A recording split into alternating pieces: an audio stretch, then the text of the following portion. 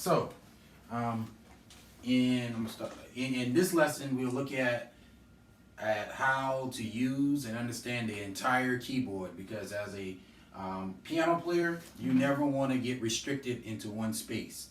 Okay, so we'll talk more about that. But by understanding the keyboard will enhance your style and playing, and also if you'll know the difference between a upright acoustic piano, you know, which has the hammer strings, opposed to electric keyboard.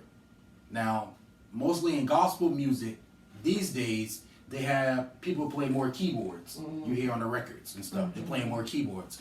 But back in the day when like what Edwin Hawkins and them, you heard acoustic pianos. You know, in the 80s and 90s. Most churches don't even have pianos in them no more. You know, they have just mainly keyboards. You know, because it's portable, it's easier. You know, you don't have to call nobody to tune it. You know, so but the concert grand piano, this is used mostly with concert orchestras and big stage events. This piano is usually 9 feet long. That's the big long piano where the top is open. You can open the top. And you find these pianos like in Carnegie Hall and these big halls. These pianos run well over $100,000. I was talking to somebody yesterday, and they said they had a Steinway piano for going for sale for $2 million. Yes. Steinway is one of the top brands when it comes to concert grand pianos. You know, every time I go to Fox, I have a ball in there just playing. You know, I like one day I do. They be listening. Yeah, to. yes ma'am, yes ma'am. So they on Dorchester Road now. They're on Dorchester Road, real nice. This one. Oh yeah. Yeah, this studio is real. I mean, this shop they got now is real nice. Yeah. Yeah, they got way more space to put all the pianos out on the floor. Yeah, that's Yes, right. ma'am. Yes, ma'am. So the next one is the baby grand. The baby grand piano is usually used mostly in recording studios, piano studios, and in homes. This baby grand is usually 5 feet long, so it's a little shorter, and it's actually affordable. You know, you can get one from $1,000 to about $10,000 for a used one. You know, if you want a brand new one, then you're gonna pay $40,000-$50,000. But a lot of people are selling them now. So Out of their homes. Out of their homes. I'm looking to get one soon. For here, I want to get an organ first. That's my next thing. But the next one is the upright piano. We hardly see these anymore, but it's used mostly in practice studios, churches, and homes for practice. This piano stands upright, so it stands upright, and you can open the top as well. Now, back in the day, they had it in a lot of churches where you could that was the main instrument, that upright piano. You know. Now, the last one is the electric keyboard. This is used mostly in recording studios, churches, big stage homes for practice. This keyboard runs by power, and the sounds are sampled through MIDI files. So some of the top brands are Yamaha, Korg, and Roland. Okay, so with this type of keyboard, like I said before, it has to run by power, and this is where most churches are going to. You look and they have a keyboard. They might have 1 or 2 keyboards, because once again, you don't have to tune it. It requires less maintenance, and it actually, if you take care of it, it'll last a very long time. So which is the most expensive out of the 3? The Roland? Well, so this is how it is. They have top of the line. It's like a car. They have you have your luxury cars, and then you got your mid-level cars, and then you got your bottom level cars. So that's how the keyboards are.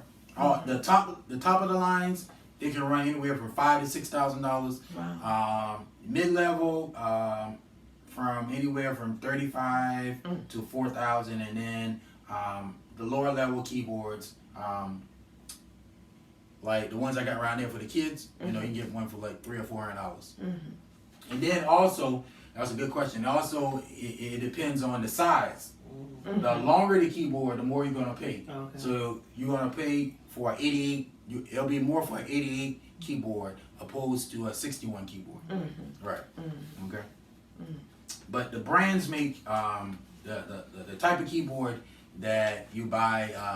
It matters because you know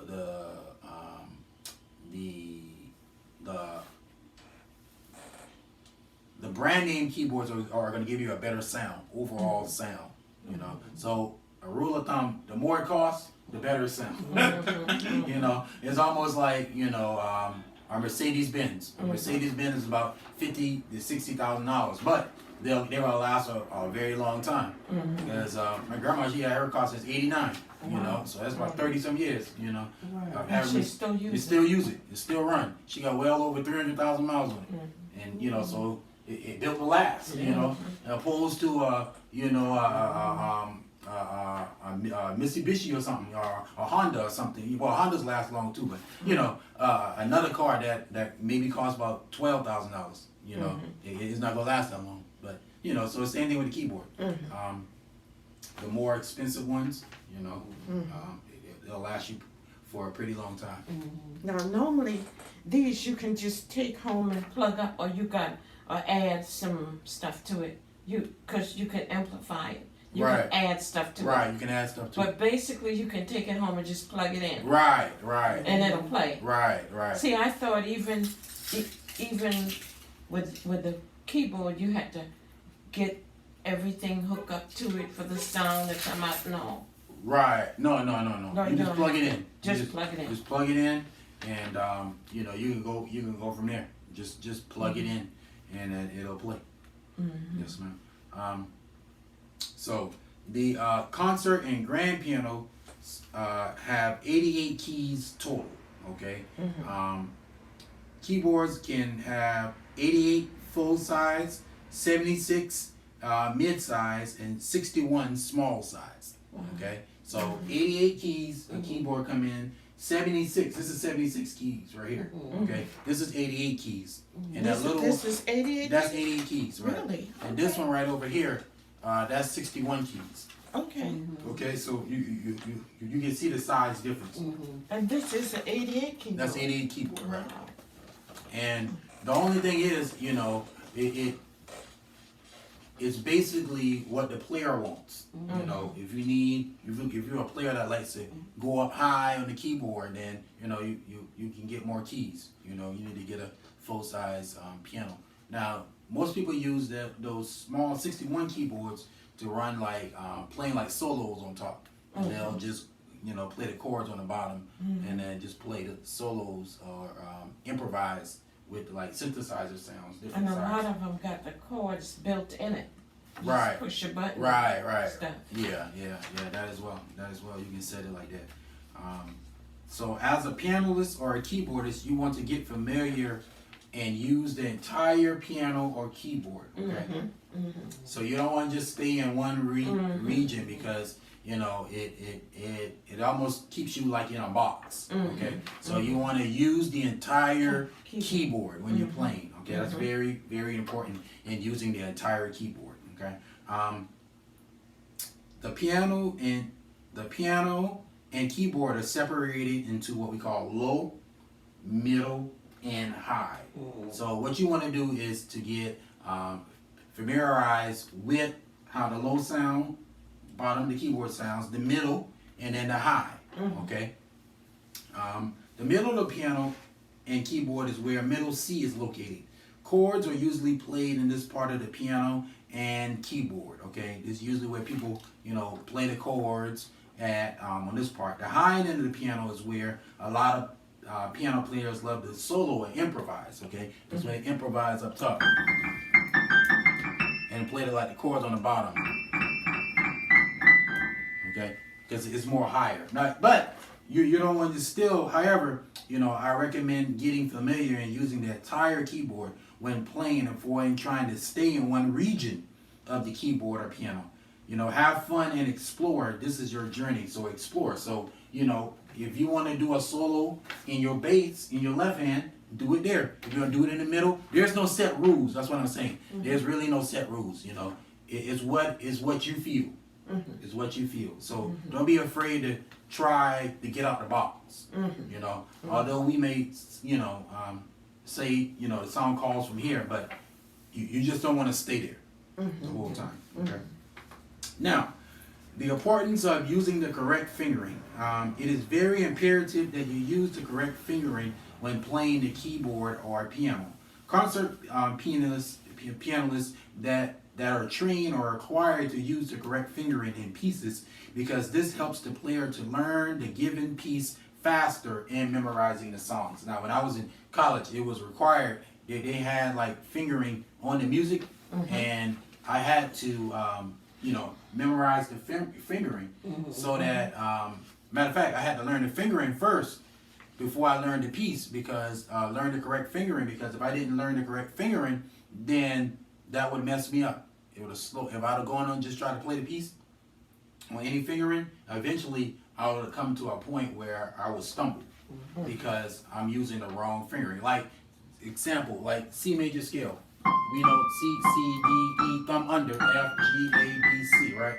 Now, if I try to do this with my second finger starting, see, by the time I get to F, I messed up. There is no way I'm able to do that at this rate. Not with my second finger.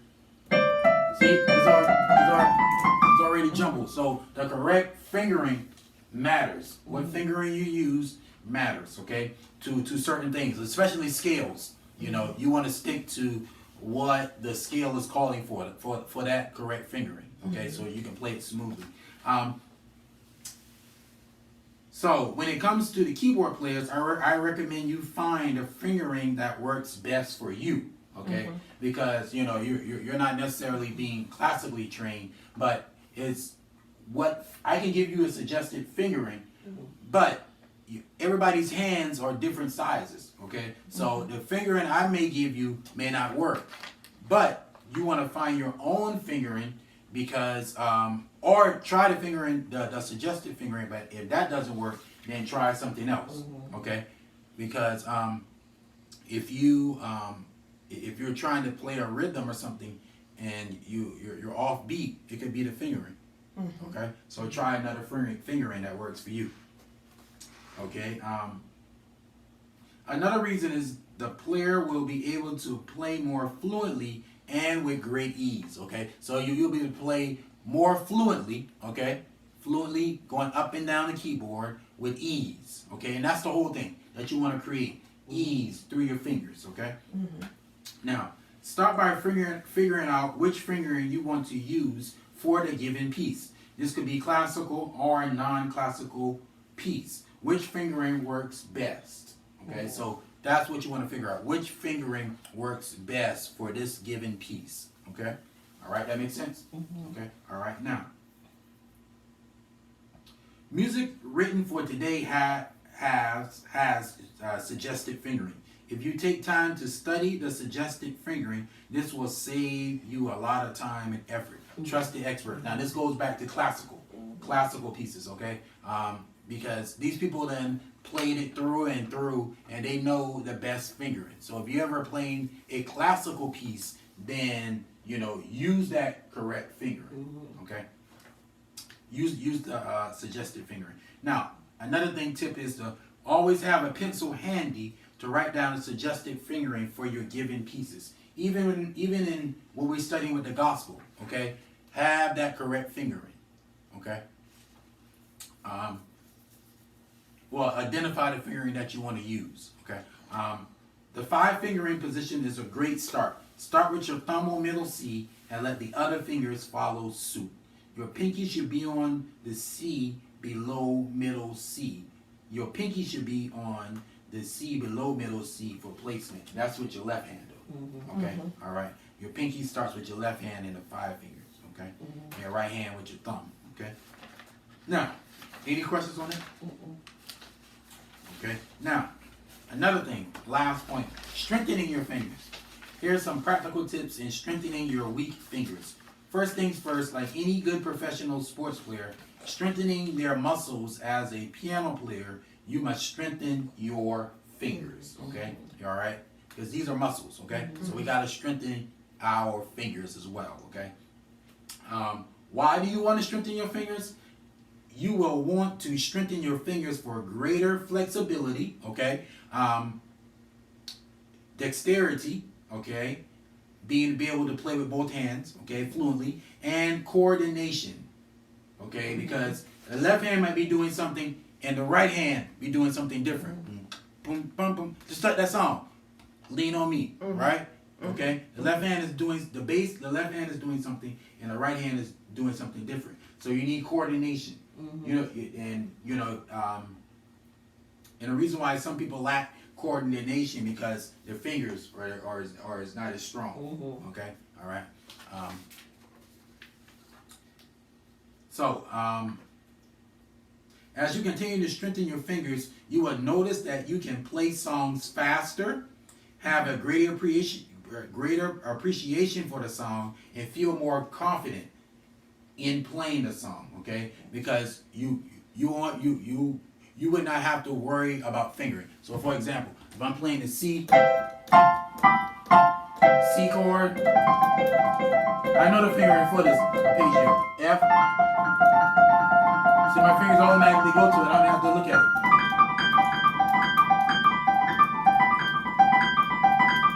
And another thing is, you want to be able to play it evenly. Okay? So, like this.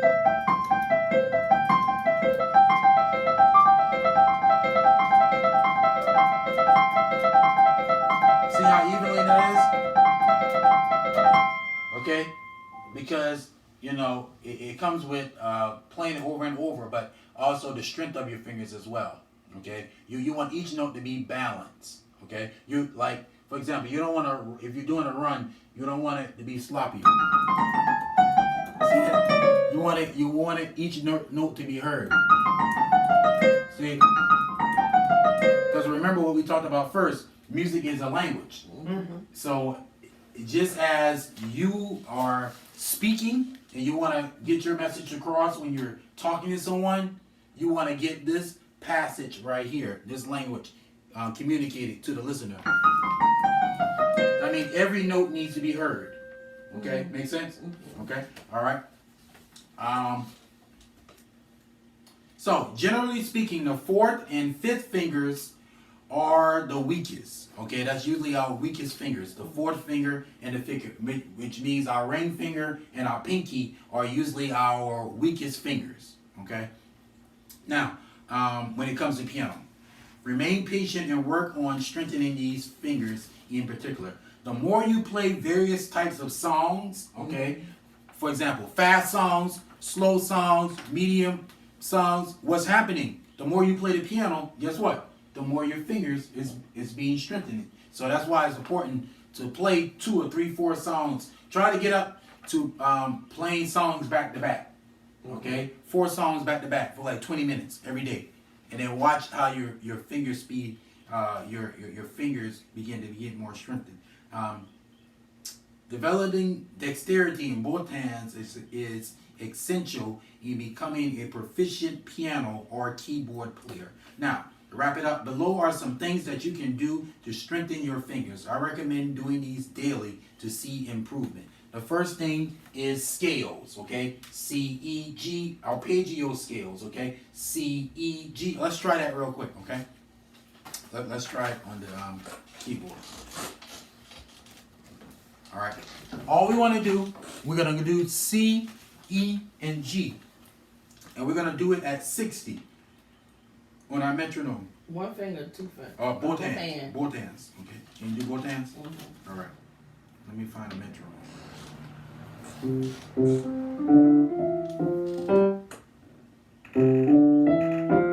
So we're gonna play C, E, and G. C, E, and G. Just C, E, G. C, E, G. Right. Bum, bum, bum. Right. 1, 2. So we're gonna do it on the quarter notes. 1, 2, 3. Right to that tempo. Go. 1, 2, 3. Right. Both hands. Come on. 1, 2, 3. See, that's developing coordination. 1, 2, 3. Again. 1, 2, 3. Again. 1, 2, 3. 3 more times. 1,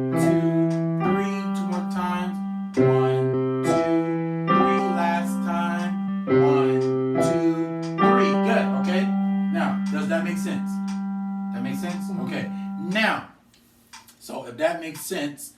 What we're going to do now, we're going to speed it up to 80, 100. Still the quarter notes. 1, 2, 3, go. 1, 2, 3, 1, 2, 3, 1, 2. Good. Do that 10 times. 1,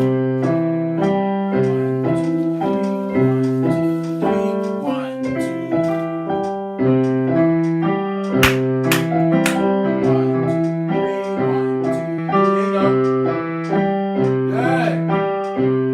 3, 1,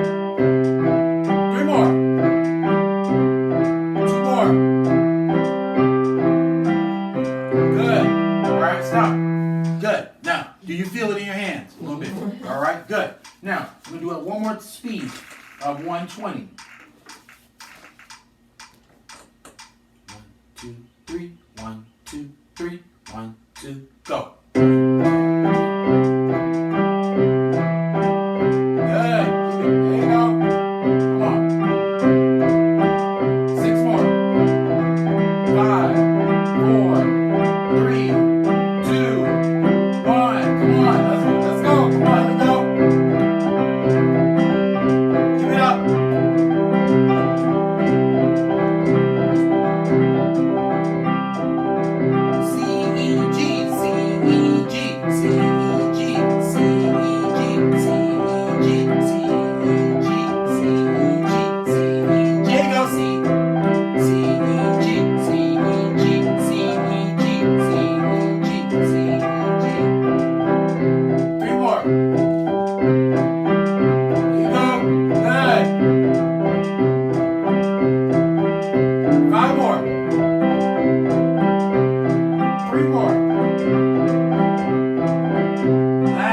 Good. Stop right there. Good.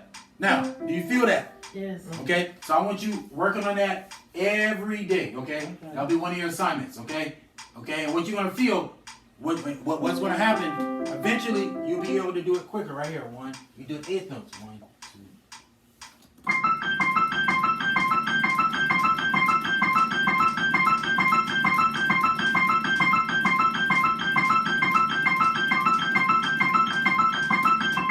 Okay? Okay, you'll be able to do that. Now, one thing that we had to do in college, we had to do this one where we had to do it for 20 minutes. So just imagine that.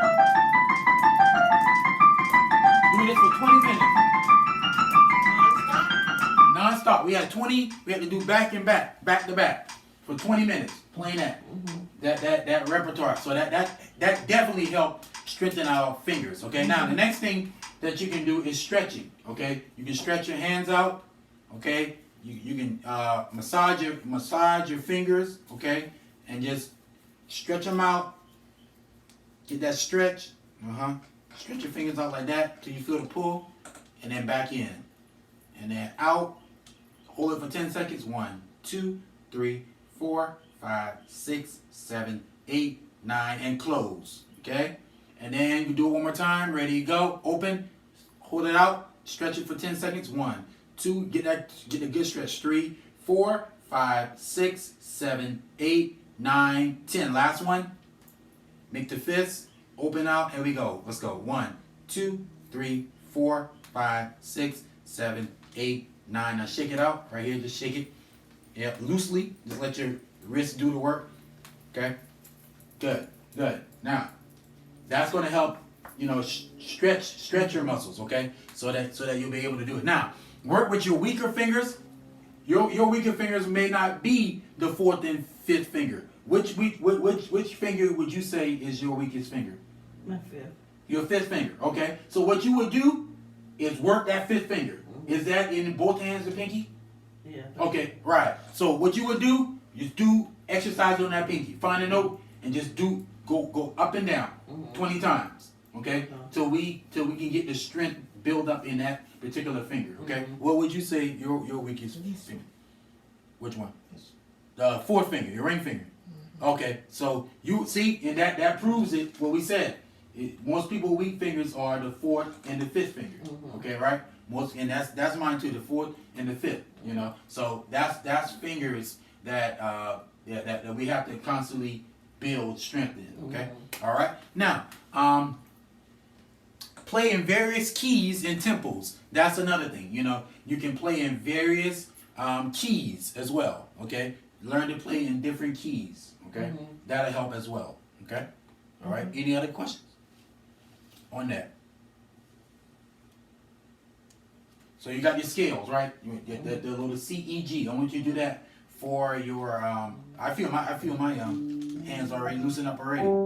My fingers. All right. Right. The C, E, G. Okay. All right. Good. Now let's jump into this song here.